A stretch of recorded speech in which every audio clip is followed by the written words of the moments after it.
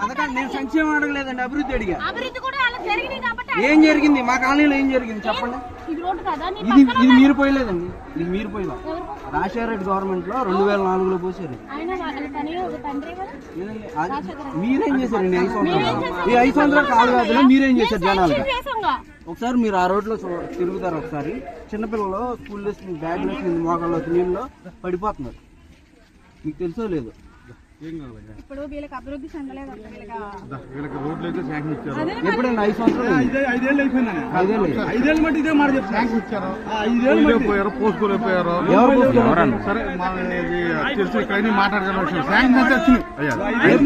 5 ఏళ్ళు అయిపోయిందండి. శాంక్షన్ ఇచ్చారు. 5 ఏళ్ళు అయిపోయింది. 5 ఏళ్ళు అయిపోయింది. మళ్ళీ ఓట్ల కోసం వచ్చారు కదా. స్కూల్ 5 ఏళ్ళు అయిపోయింది, ఓట్ల కోసం వచ్చారు.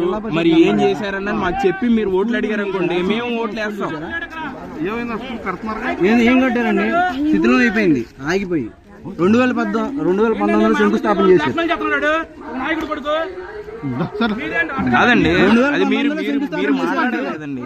మీరు మాట్లాడాలన్నా శంకుస్థాపన చేశారు. ఆ స్కూల్ 62 లక్షలు ఇంకా ఉన్నాయి ఇప్పుడు బిల్లులు శాంక్షన్. నాయకుడు కొడుకు అన్నాడు, ఆర్బీలతో మీరు బండి వేసుకెళ్తా ఎందుకు అన్నాడు? ఆ నాయకుడు కొడుకు అవుతాడు, బహిరంగ నా కొడుకు అవుతాడా? పర్సనల్ కాదండి, ఇప్పుడు మాట్లాడాల్సిన విషయం కాబట్టి. ఇప్పుడు తిరిగే వాళ్ళ మా వాటి వల్లే వాళ్ళ తిరుగుతాను బ్లాక్ మెయిల్ చేస్తాడండి. బ్లాక్ మెయిల్ చేస్తాడన్నా, బ్లాక్ మెయిల్ చేస్తాడ.